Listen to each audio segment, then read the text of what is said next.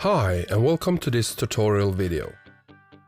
Today we want to show you the steps required to get your Music Everywhere device set up so it allows you to stream music to it and also extend your network.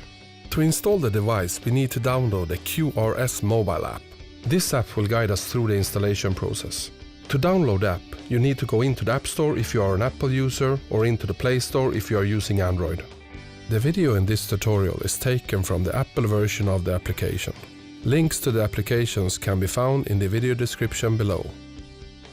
On your mobile device, go to the Wi-Fi settings and connect to the Wi-Fi network that is displayed in the Wi-Fi configuration card included in your package. Here you also need to enter the Wi-Fi password printed on the card.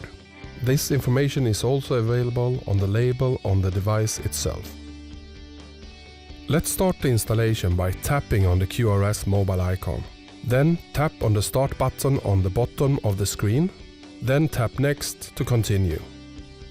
Now the app will search for nearby networks and display them in a list. Select your network from the list and type in the password, followed by tapping Next. In the next step you can change the name of the extended network and set a password, or you can just tap Next to accept the factory settings. On this screen you can set a password for the web interface of your device.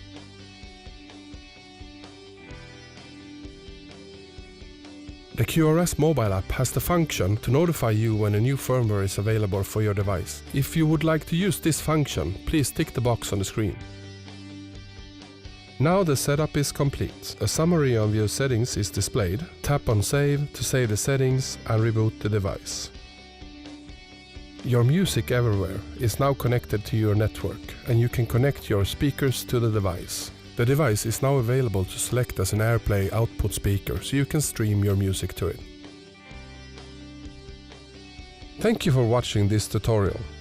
Please check out our other support videos on dlink.com/support.